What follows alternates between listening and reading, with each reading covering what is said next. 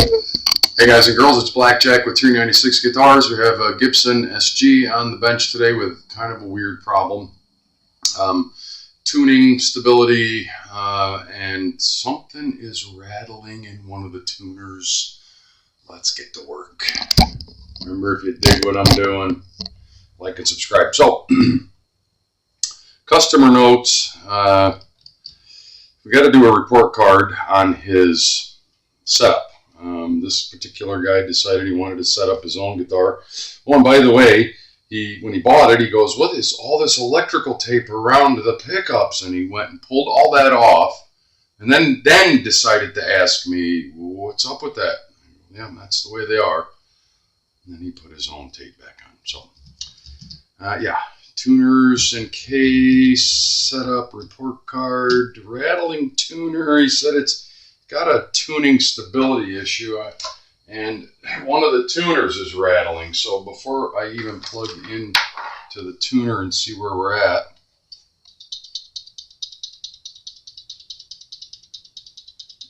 and that is definitely coming from the headstock. So weird. These tuners are not the best. They say deluxe on them, but man, I have had a rash of these things being problematic recently. I hate to say that. I don't like to rail against manufacturers. I generally don't. But when they got it coming, yeah, deluxe my ass. Let's see where our tuning is. Okay, E, A, D is sharp. G is completely all the way flat. B is good. E is good. So D went sharp by about a half a cent, and it's not terrible.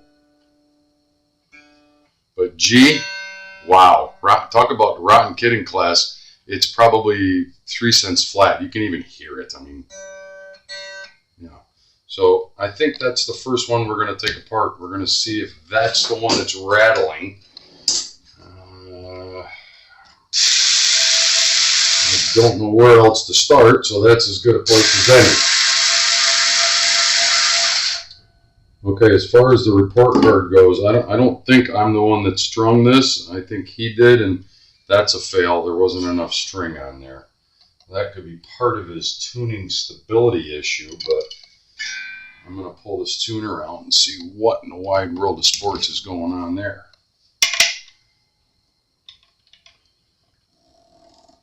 Yeah,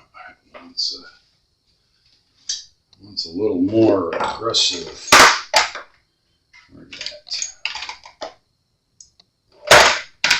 Get my tools. Pump. Actually, let me take the nut off first. It was snug. That's normal. The bushing, it's just a washer, not a bushing. Let's get our string out of the way. Unplug.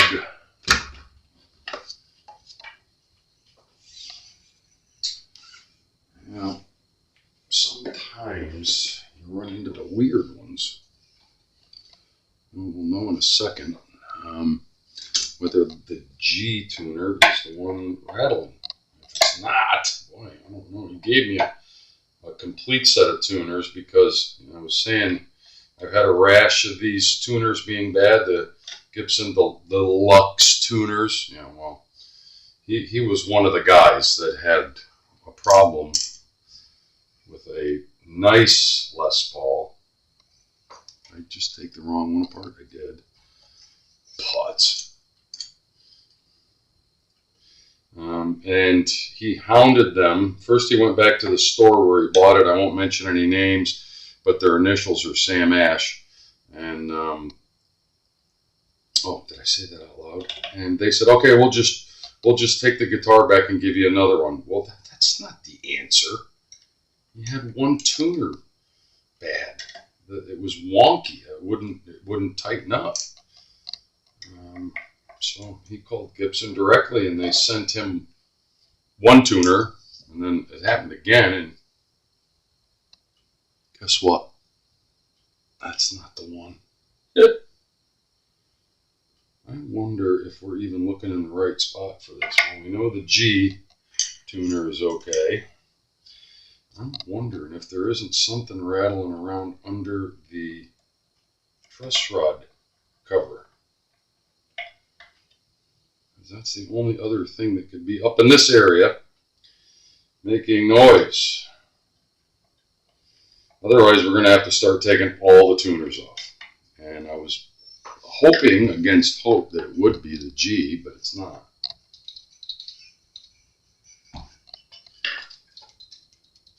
I'm going to take this off next. All right, let's put our G back.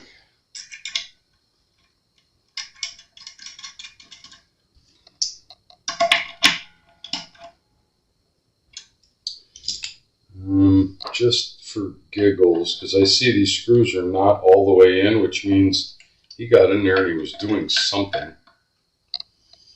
Report card fail.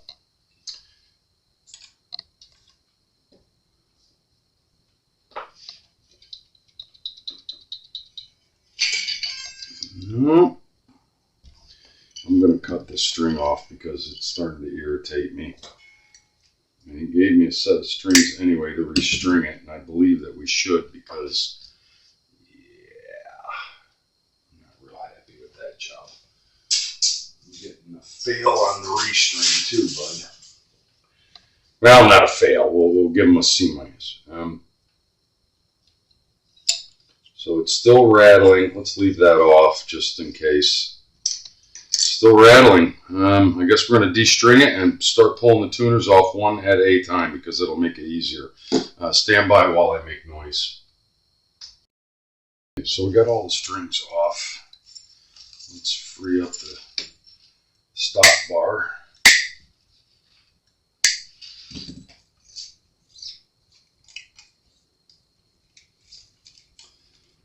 And take the tuners off one at a time. I don't know what else could be rattling like that. It's got to be something there. Boy.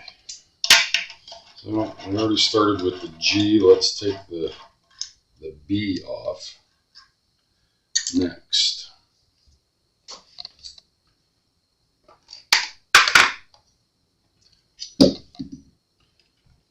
Saddle. B right there.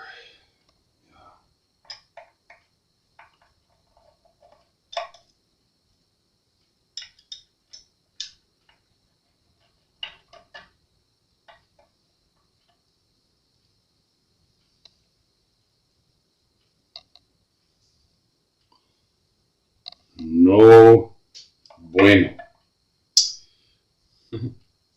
Isn't it fun?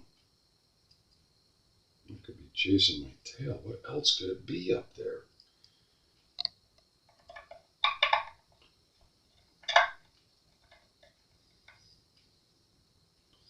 It's not the G, it's not the B. And the G is the one that seems to not want to hold tune, but that could be something hanging up in the nut or the saddle too. We'll check all that out. Geez, Luch, get the screw back in the hole. I don't know, unless there's something in the truss rod cavity. I don't think that would be. There isn't really anything that could be rattling around in there.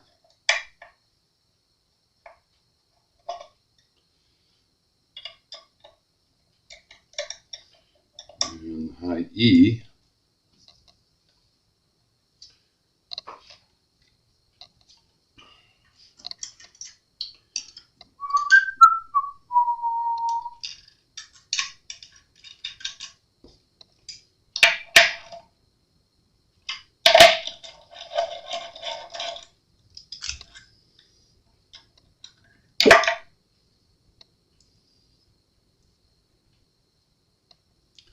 Nothing.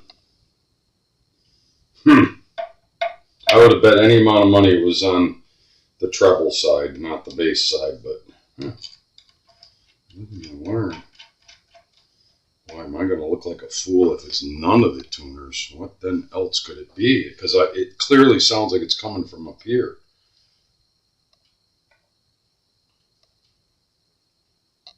So I'm going to pause while I do the other three just to save a little bit of video time, because I do want to restring and get to checking out his setup, which I'm not quite sure I'm happy with what he's done so far.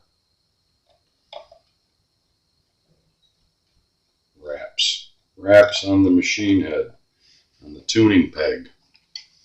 I'm a nut for that.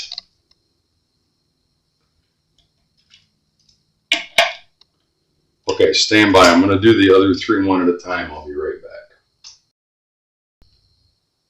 Okay, so that was really quick. Elapsed time was about 10 seconds. I went to loosen, I was going to go back to the low E and check that tuner, and I went, wait a minute, that was loose. Oh, I tightened it and went, no, still rattling. Let's check these other two. Oh yeah, everything on the bass side was loose. So which one did it end up being?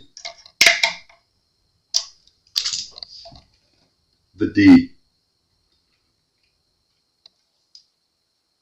Yep, it was the D tuner.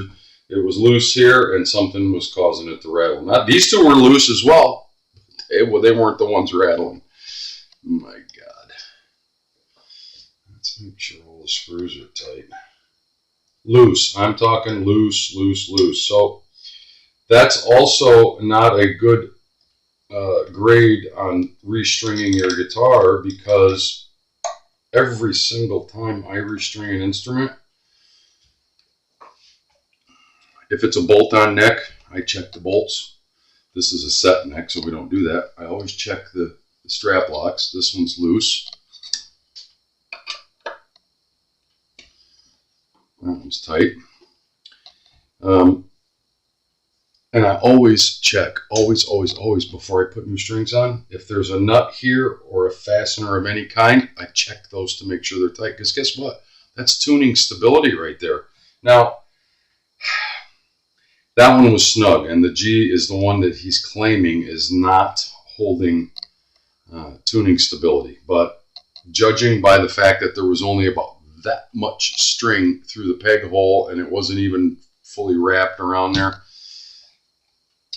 no, sorry, but we got to call that a fail.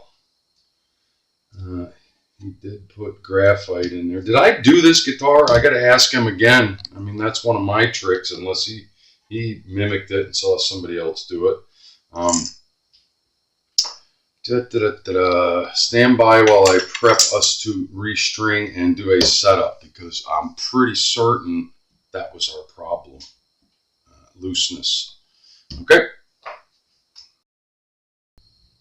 So I was trying to wipe the guitar down, as I always do, and there was something stained right in this area and this area, and I just regular cleaner, you know, the regular product that I use, you know, usually will take most of that, and it wasn't coming off. I had to use some naphtha on it to get it back to color.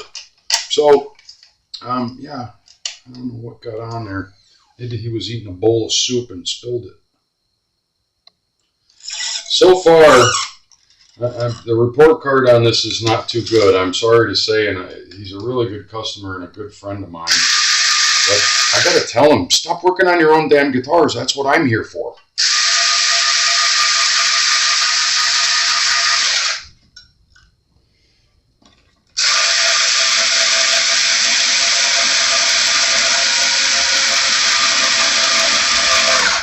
I kind of give him kudos for trying, but yeah, so far B minus, C plus maybe.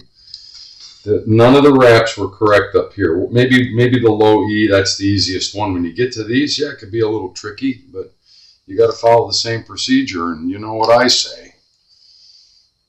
2 wraps minimum.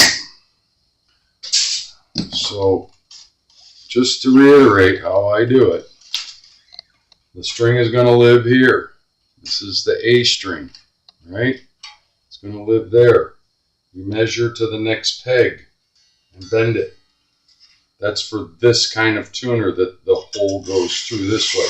Make sure all of your tuners are lined up in the same direction to accept your string. The first wrap goes above the string hole and every other successive wrap goes below.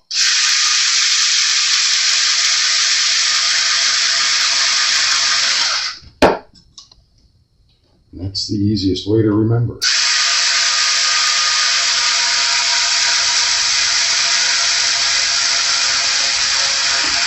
And if you measure them like that, and neatness counts, you should have 1, 2, 1, 2 wraps, and starting the third one. Now, my recommendation is I do 10,000 restrings. I cut them off instantly. My recommendation is leave about 2 or 3 inches, because if you make a mistake and have to take them off, you want to have enough string to run it back through there and start again. Once you snip it off close, it's a heartache. Do as I say, not as I do.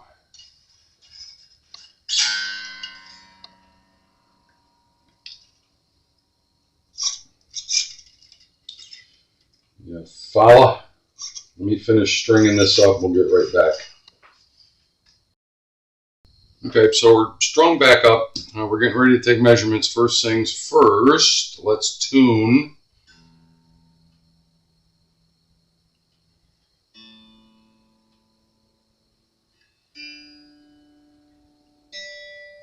Well, I'm getting better. My ear is getting better anyway, at least today. Gee, rotten kid in class.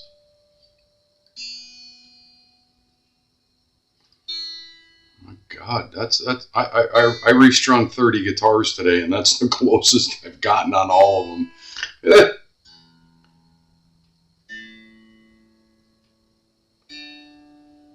All right, so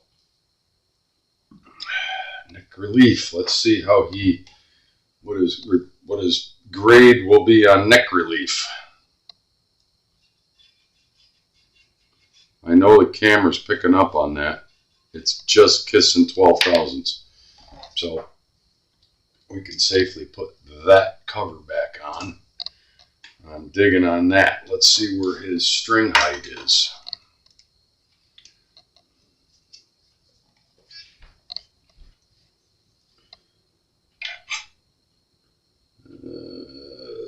Barely 4, below 4.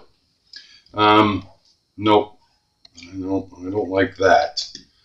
I want to be between 4 and 5 on a Gibson style instrument like this with a tune-o-matic. Personally, I like 5/64 and 4/64. But I usually go between, I split the difference here, between 4 and 5/64, and just so you can see the 4/64 line on the measurement. Let's see.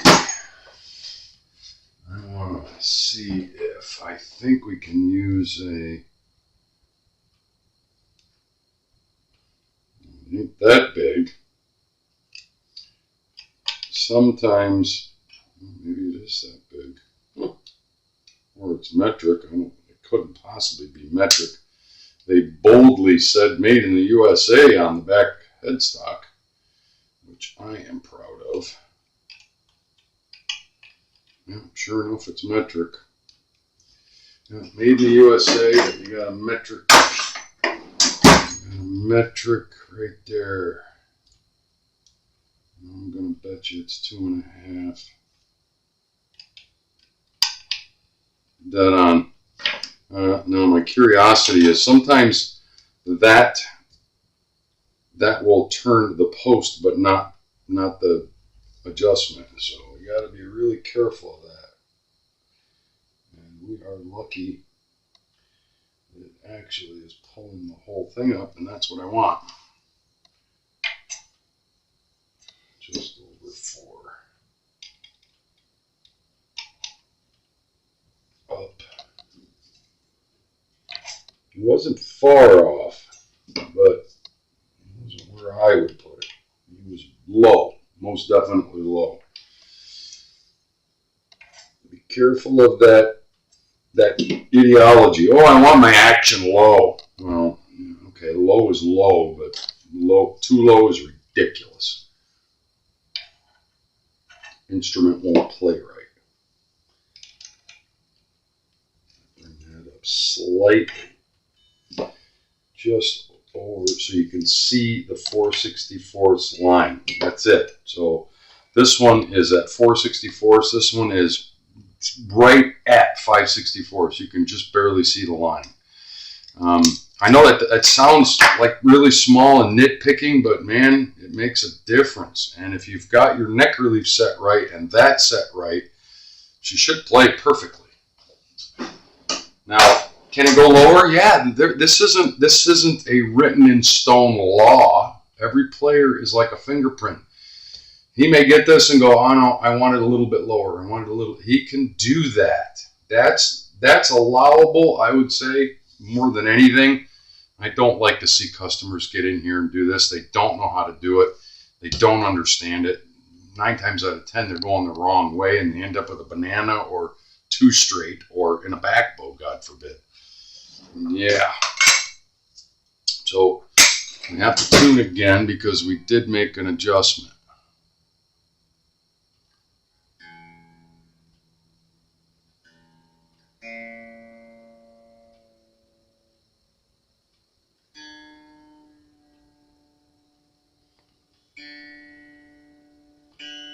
I know this guy well, and he should know better. He should know how to put new strings on his guitar.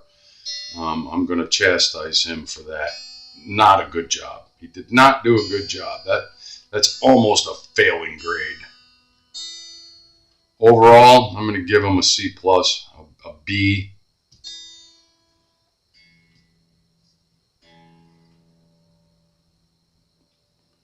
I'm going to check his intonation here in a moment.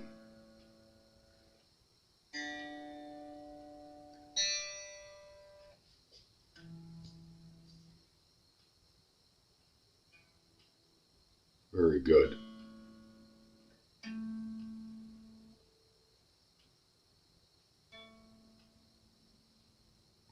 Very good.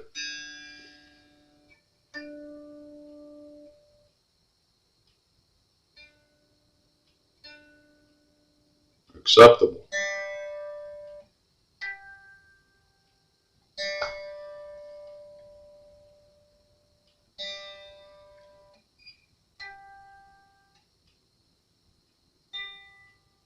Very good.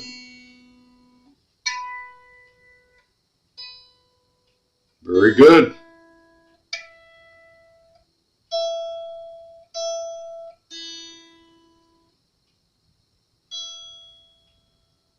Nope.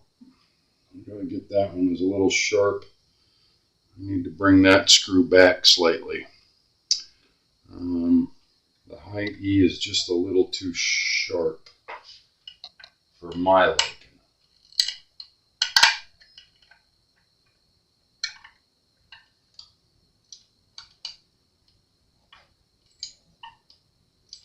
That should get it.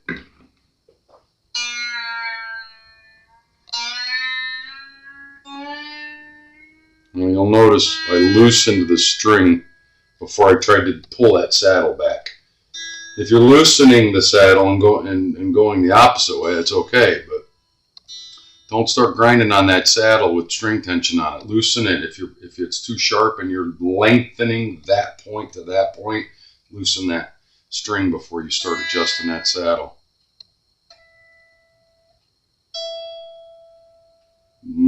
Perfect.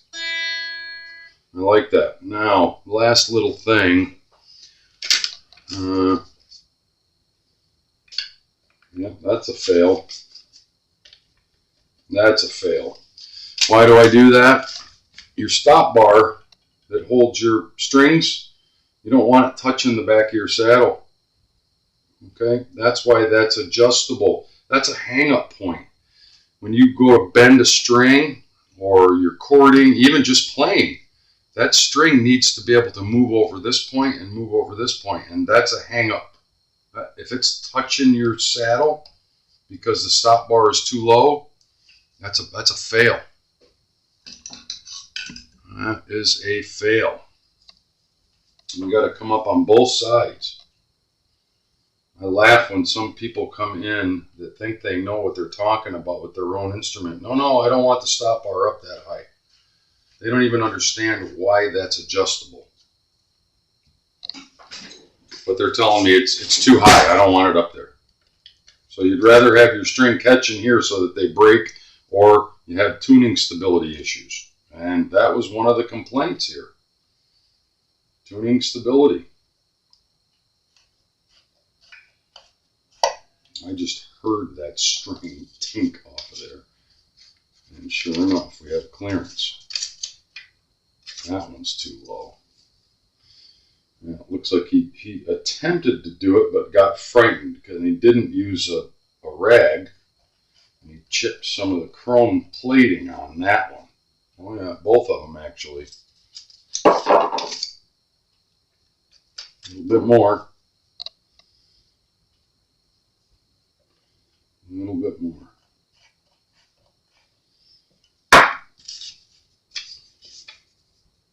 All it's got to do is get a piece of paper under there. Easily. It's got to easily put a piece of paper under there.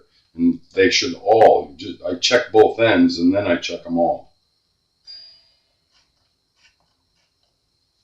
And this will send the tuning off again. I'm going to have to retune it. And there we go.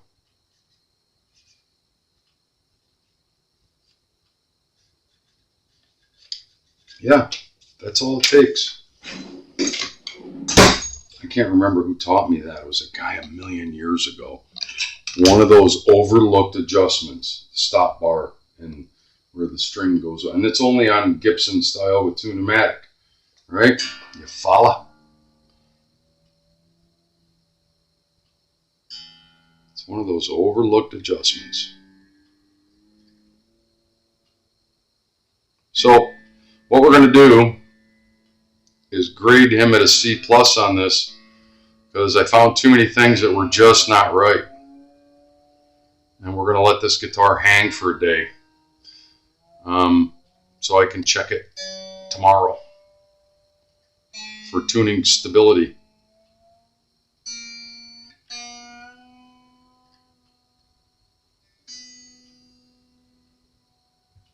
I'm going to tune it one more time off camera. I'm going to, whoops, grabbing the wrong goddamn tuner. Start talking, I'm not paying attention.